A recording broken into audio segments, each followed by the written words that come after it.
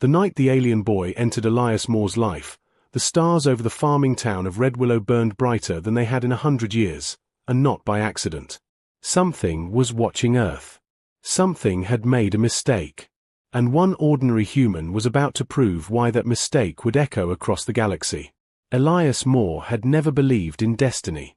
He believed in work, in soil under fingernails, and in fixing things with whatever tools were close enough to grab. At 42, he lived alone at the edge of Red Willow, a quiet settlement surrounded by wheat fields and old satellite towers left behind from Earth's early space age. The galaxy felt very far away here. That was how Elias liked it. That evening, he was repairing a broken fence when the sky screamed. It was not thunder. It was not a meteor. It was a tearing sound, sharp and wrong, like metal being ripped apart by invisible hands. Elias dropped his tools and looked up just in time to see a streak of blue fire cut across the clouds and vanish beyond the hills. A second later, the ground shook. Elias stood there, heart pounding, listening to the echoes fade. Any sensible person would have called the authorities. Any smart person would have stayed put. Elias did neither. He grabbed a flashlight, his old utility truck keys, and drove straight toward the smoke rising in the distance. The crash site was a shallow crater in a dried riverbed. Steam hissed from cracked earth. At the center lay a pod, small, oval, and very much not human-made. Its surface shimmered like liquid glass, fractured and sparking. And beside it, curled in the dirt, was a child. He was small, maybe 8 years old by human standards, with pale silver-blue skin and eyes too large for his face. His clothes were torn but elegant, woven with glowing threads that pulsed faintly, like a heartbeat. One thin arm was wrapped protectively around a broken metal circlet etched with unfamiliar symbols. The boy was breathing, but barely. Elias froze. Fear ran through him, sharp and cold. This was first contact. This was the kind of moment that ended up in history books or disaster reports. He knew the rules. Do not interfere. Do not touch. The boy coughed. That sound broke something inside Elias.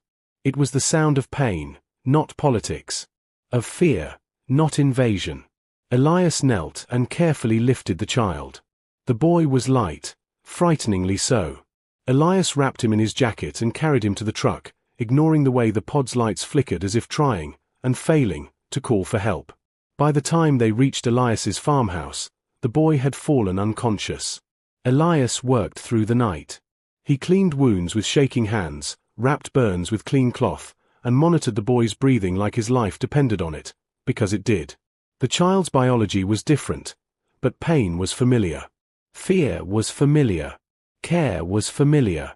Near dawn, the boy opened his eyes. They locked onto Elias's face, wide with terror. "Easy," Elias said softly. "You're safe. I won't hurt you." The boy didn't understand the words. But he understood the tone. His breathing slowed. His grip loosened on the circlet. Over the next 2 days, Elias learned more than he ever wanted to know about the universe. The boy's name, translated through gestures and a basic emergency implant Elias didn't even know existed, was Aaron. He was not just alien. He was royal. Aaron was the youngest son of Queen Serelith of the Lyran Star Union, an ancient civilization that ruled dozens of systems and considered humans clever but insignificant. His transport had been attacked during a diplomatic route near Earth space. Someone wanted him gone. Or worse, wanted him used. Earth was not on any official star map for royal travel. Aaron's escape pod had chosen it because Earth satellites were old, weak, and invisible to advanced scans. Humans were not part of the plan. That was the problem. On the third night, ships appeared in orbit. Not Earth's. Sleek, dark, silent. Elias watched them on the sky monitor he barely used anymore. He knew what they meant. They were coming for the boy. Elias did not hesitate. He hid Aaron in the cellar beneath the farmhouse, shielding the space with old lead-line storage walls from Earth's nuclear testing days. Useless junk by modern human standards, but perfectly effective against alien scanners designed for cleaner worlds. When alien envoys landed near Red Willow, they found nothing. Humans lied badly, but Elias lied well. He spoke slowly. He acted confused. He played the role the galaxy expected from a rural human. The aliens left, irritated and empty-handed. That should have been the end. It was only the beginning. Over weeks, Elias taught Aaron human language, human food, human stubbornness. Aaron learned fast. Faster than any human child. But what surprised Elias was not Aaron's intelligence, it was his wonder. He stared at sunsets like they were miracles. He laughed at wind chimes. He cried when he learned humans had no queens anymore. Who protects you? Aaron asked once. We protect each other, Elias replied. Something in Aaron changed that day. When the truth finally reached Queen Serelith, when she learned her son had survived not because of armies or technology, but because a single human chose kindness over fear, she did not send soldiers. She came herself. Her arrival shook the planet. Starships darkened the sky. Governments panicked. Militaries mobilized. But Queen Serelith walked alone to Elias Moore's farmhouse, her floating crown dimmed in humility. She knelt before him. And in that moment, Elias Moore understood that humanity had passed a test it never knew it was taking. The galaxy had underestimated humans. It would never make that mistake again. The moment Queen Serelith knelt in the dirt of Elias Moore's farmland, the balance of power in the known galaxy shifted, and no one realized it yet. News traveled faster than ships ever could. By the time the Queen rose to her full height and met Elias's stunned gaze, every major interstellar intelligence network had already flagged Earth as a point of interest. Humans were no longer background noise. They were variables. Elias did not bow. Not out of disrespect, but confusion. He stood there in worn boots and a faded jacket, dirt still under his nails, holding Aaron's small hand as fleets hovered silently above the clouds. I just kept him safe, Elias said, voice steady despite the impossible scene before him. Any decent person would. Queen Serelith studied him carefully. Her eyes glowed like distant stars, ancient and sharp. That, she replied, is what makes your species dangerous. Aaron ran to her then, clutching her robes, and the Queen's composure finally cracked. She knelt again, not as a ruler, but as a mother, and held her son tightly. The galaxy had expected rage, vengeance, demands. What it witnessed instead was gratitude. She ordered her fleet to withdraw. That decision sent shockwaves through alien politics. Back on Elias's land, life did not return to normal. It couldn't. Government officials arrived within hours, polite but desperate. Scientists followed, then diplomats. Elias refused them all. No labs. No interviews. No deals, he said. This ends here. The Queen honored that wish, for now. Before she left, she placed a small device into Elias's hand. A beacon, she said. If humanity is ever threatened by the Union, or by what comes after, this will ensure they are heard. What comes after? Elias asked. Queen Serelith looked toward the stars. Those who believe kindness is weakness. She and Aaron departed that night. The ships vanished. The sky returned to silence. Earth exhaled. But silence did not mean safety. 3 months later, the first problem arrived. An alien trade delegation from the Korth Syndicate entered Earth's orbit unannounced. Unlike the Queen's fleet, these ships broadcast dominance. Their message was blunt. Humanity has proven itself useful. We will now discuss terms. They demanded access to Earth's resources, its labor force, and its strategic position. In return, they offered protection. Humanity's leaders argued. Militaries prepared. Panic spread. The Korth believed humans would fold. They underestimated one thing. Elias Moore. When Earth's Council debated activating the beacon, most wanted to wait. Elias did not.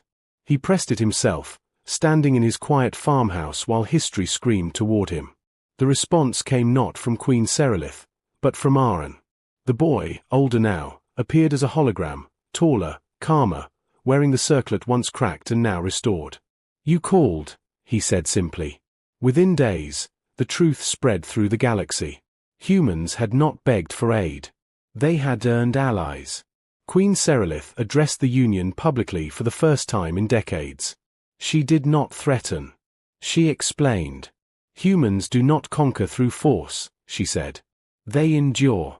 They adapt. They protect even when it costs them everything. The Korth laughed. They sent ships anyway. That was when humanity revealed its second surprise. Earth did not fight like the galaxy expected. Human engineers rewired obsolete satellites into signal disruptors. Farmers turned chemical sprayers into EMP tools. Programmers flooded alien systems with chaos, not viruses, but logic traps designed to exploit overconfidence. Humans did not match alien technology. They broke it. The Korth fleet stalled in orbit, blind and confused. Their weapons failed to lock. Their command structure collapsed under human unpredictability. Then Queen Serelith arrived. Not with guns, but with law. The Korth Syndicate was charged with violating interstellar sovereignty. Their leaders were arrested mid-orbit by Union enforcers who had waited for proof. Humanity had provided it. The galaxy watched as humans stood their ground, not as warriors, but as equals.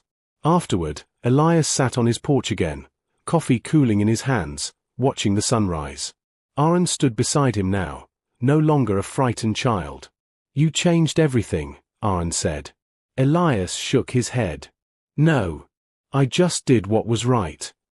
Aaron smiled. "That's what scares them."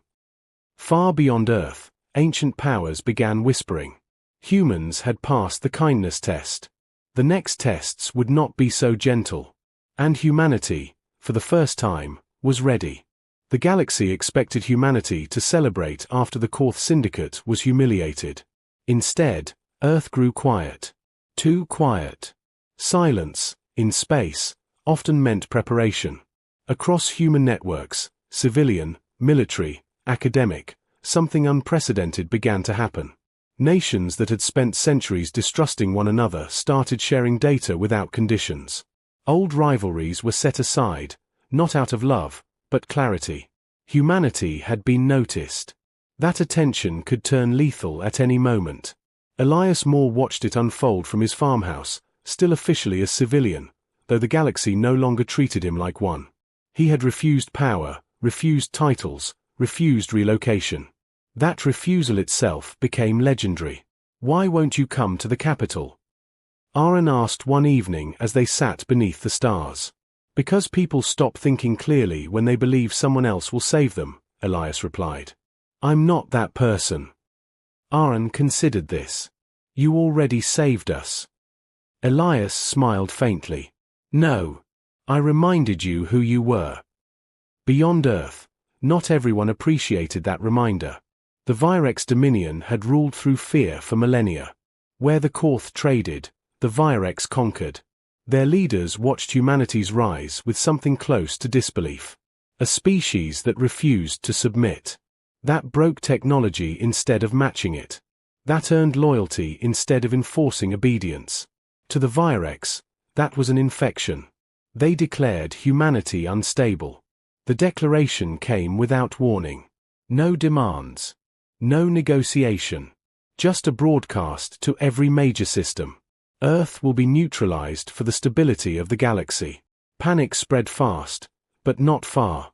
Humanity did not panic. It prepared. The Virex fleets were vast. Their ships were living constructs, grown rather than built, capable of adapting mid-battle. Against such power, Earth's defenses were laughable by comparison. And yet, humanity did not rush to arm itself with bigger weapons. Instead, they studied behavior. Human psychologists worked alongside xenoanthropologists. Pattern analysts mapped Virex decision trees.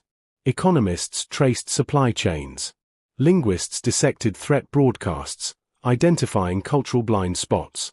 Humans noticed something others had missed. The Virex could not imagine restraint as strength. That became the plan. When the first Virex scout ships crossed into the outer solar system, they encountered nothing. No resistance. No warning shots. No grand speeches. Earth went dark. Satellites powered down. Signals vanished. Even civilian broadcasts stopped. To the Virex, it looked like surrender, or extinction. They advanced. As the Virex fleet moved deeper, their living ships began to fail, not from attack, but confusion. Navigation data contradicted itself. Time stamps drifted. Supply drones arrived at empty coordinates. Human hackers had not infiltrated Virex systems. They had removed themselves from the equation entirely. The Virex technology relied on opposition, on reacting, on dominance feedback loops that required resistance to function efficiently. Without targets, their systems overcorrected, wasting energy, rewriting priorities, cannibalizing internal resources. By the time the fleet reached Mars orbit, it was already bleeding power. That was when humanity spoke. A single message, broadcast from thousands of locations at once, carried on frequencies so old the Virex had archived them as obsolete. You came to conquer. We chose not to play. The message repeated. Calm. Unthreatening. Queen Serelith watched from her flagship, astonished. No fleet maneuvers. No counterattack. Just refusal. Aaron stood beside her, hands clenched. They're afraid, he said quietly. Of what? The Queen asked. Of not being needed. The Virex responded with rage. They fired, blindly, into empty space. Their weapons tore apart nothing at all. Each shot drained resources they could not easily replace so far from home. Then the Union arrived. Not with guns raised, but with evidence. Human analysts had compiled irrefutable proof of Virex treaty violations, systemic genocide, and manipulation of galactic law. The data was clean, precise, and devastating. It had been gathered not through espionage, but through open-source observation, because humans watched everything. The Virex were forced to retreat, not because they were defeated, but because they were exposed. For the first time in recorded history, a war ended without a single human casualty. The galaxy reeled. Back on Earth, Elias sat at his kitchen table, listening to the news on a battered radio. Aaron leaned against the doorway, taller now, his presence calmer, heavier with responsibility. They call it the Quiet War, Aaron said. Elias snorted. Wars shouldn't be loud to matter. Aaron hesitated. My mother wants to honor you. Formally. Publicly. Before the Union. Elias closed his eyes briefly. He had known this moment would come. What does that mean? He asked. Aaron's voice softened. An award no human has ever received. A recognition reserved for those who change the direction of civilizations. Elias looked out the window, at the fields he still needed to tend, the fence that still leaned a little to the left. I didn't change anything, he said. I just reminded people they had choices. Aaron smiled. That's exactly why it matters. Far beyond Earth, ancient powers recalculated. Humanity was no longer a curiosity. It was a force, unified not by conquest, but by conscience. And the Queen was preparing to make that truth impossible to ignore. No human had ever stood inside the Grand Convergence Hall. It was not because humans were forbidden. It was because no one had ever thought to invite one. The hall floated in open space at the heart of the Lyran Star Union, a vast ring of light and architecture that curved like a horizon made of crystal and fire. Thousands of representatives from hundreds of species gathered there, suspended on gravity platforms tuned to their biology. Some breathed gas. Some floated in liquid fields. Some stood as solid as mountains. And in the center of it all stood Elias Moore.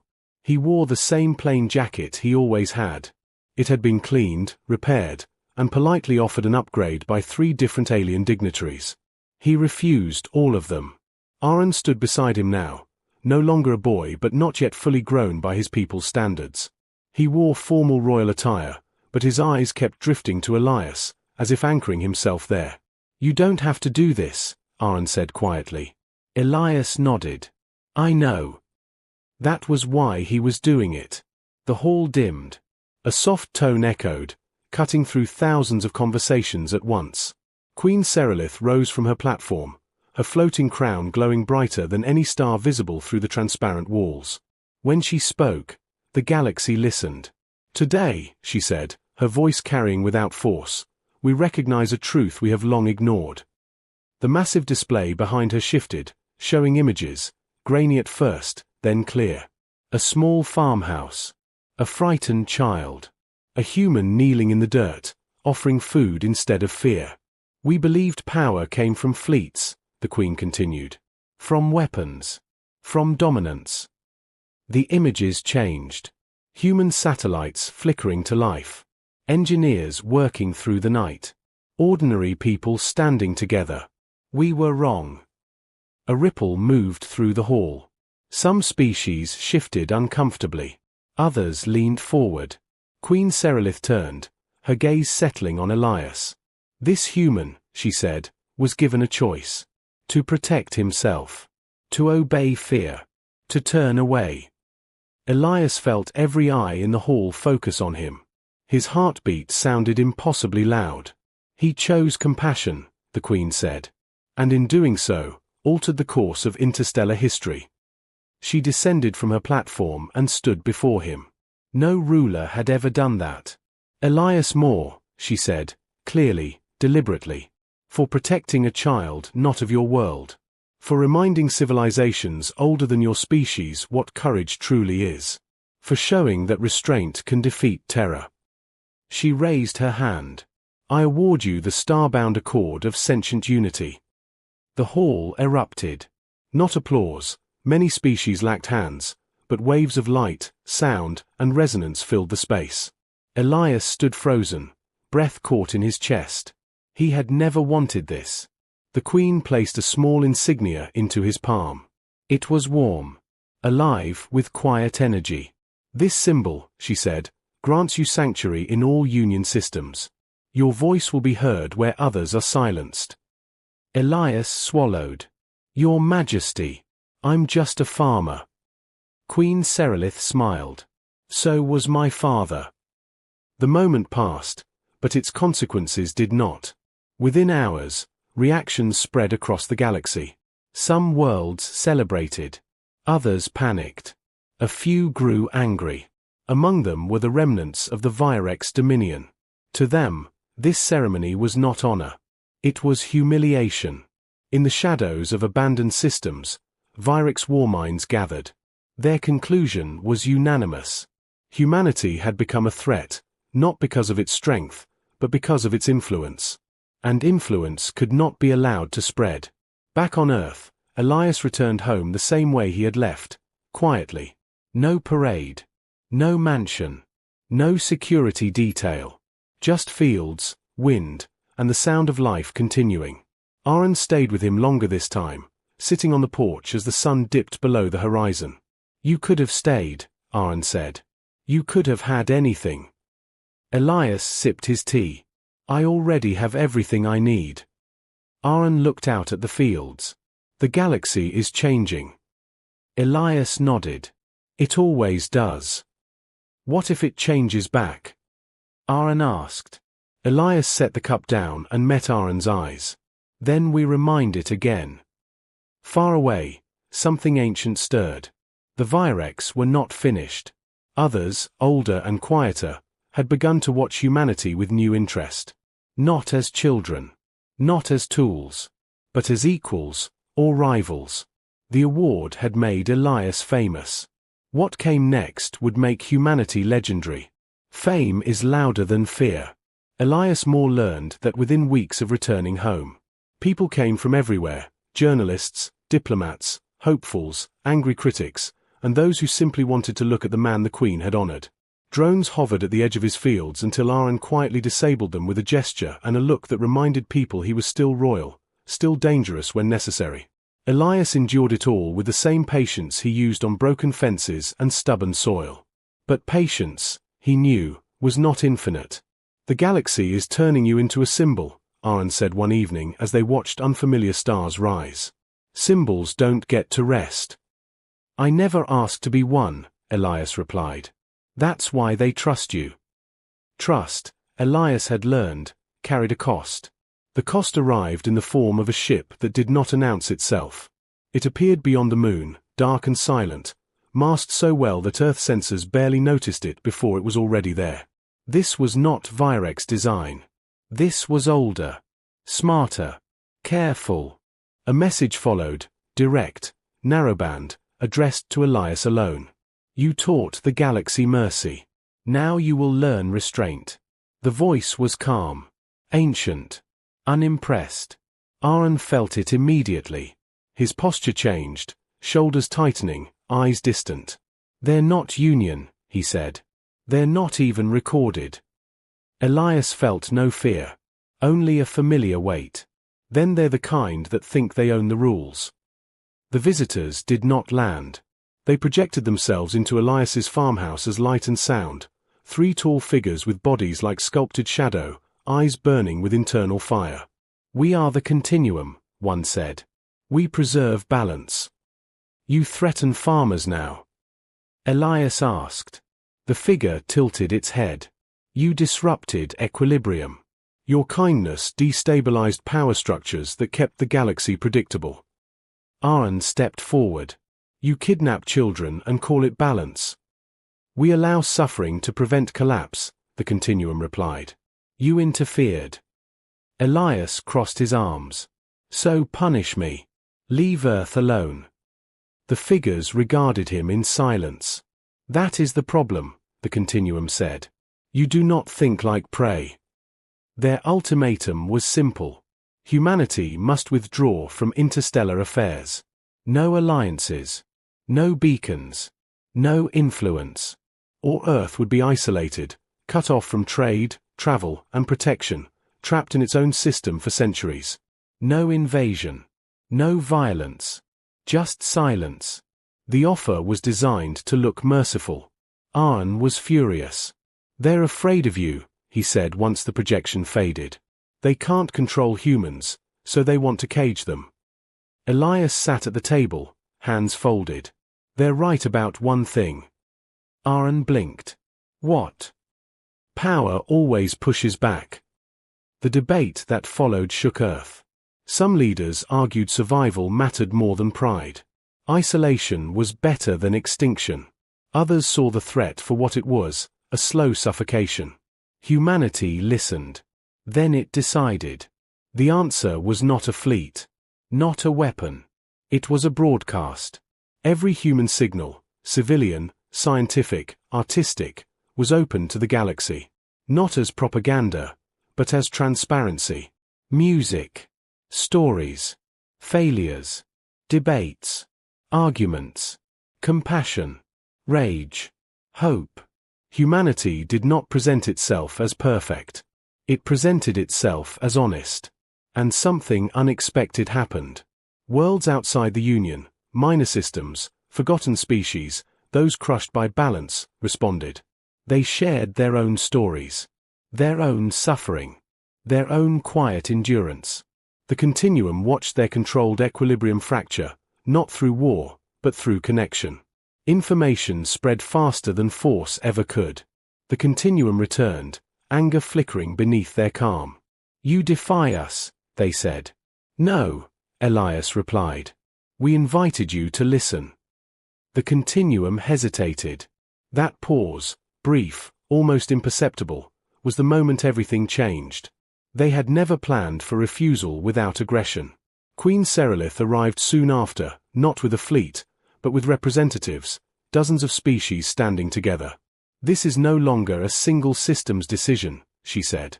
Humanity reminded us that balance without compassion is just control.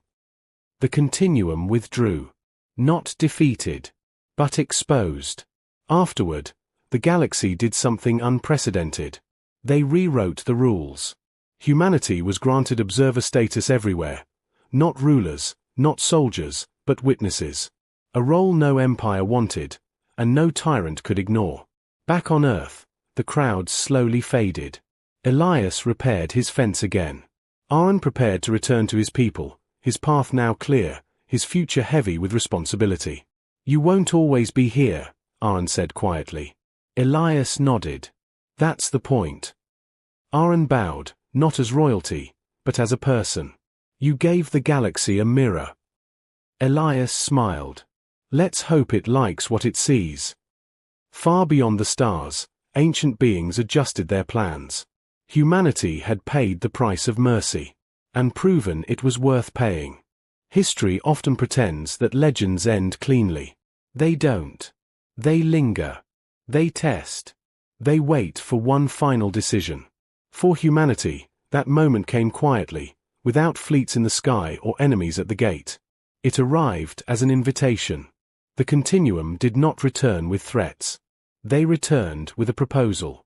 A single message was delivered simultaneously to Earth, the Lyran Union, and every major system now watching humanity with cautious respect. Join us. Not as servants. Not as victims. As custodians. The Continuum revealed the truth they had hidden for millennia. The galaxy was fragile in ways no empire wanted to admit. Entire regions were collapsing under the weight of old wars, ancient technologies, and civilizations that refused to change. The Continuum had enforced balance because they believed chaos was worse. But balance without empathy becomes tyranny, Queen Serelith said after reviewing the data. They used fear because it was easy. The offer was dangerous. If humanity accepted, it would step into a role no species had ever survived unchanged, mediator of galactic fate. If it refused, the Continuum would retreat, and something worse might rise in the vacuum. Aaron returned to Earth for the discussions, older now, steadier, carrying the weight of a future ruler. He stood beside Elias once more, in the same farmhouse where everything had begun. They trust you, Aaron said. Not your weapons. Not your fleets. You. Elias stared out at the fields, wind bending the wheat like waves. Trust isn't ownership. The debate raged across Earth. Some feared corruption. Others feared responsibility. Many asked the simplest question of all. Why us? The answer came not from leaders, but from ordinary people. Humans spoke, not as one voice, but millions. Scientists, artists, farmers, teachers. They didn't say they were ready.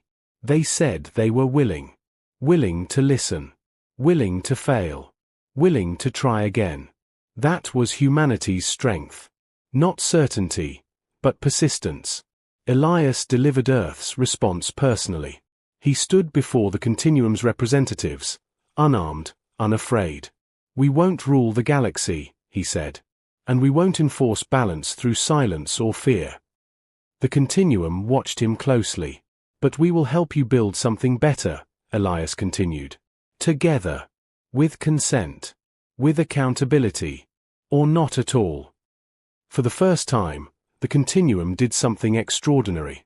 They asked a question. What if you fail? Elias smiled faintly. Then we learn. Like we always do. Silence followed. Long, heavy. Then the Continuum bowed. Not fully. Not humbly. But enough. The agreement that followed reshaped everything. A new council was formed, not of rulers, but of representatives chosen by their people. Humanity did not lead it. Humanity hosted it.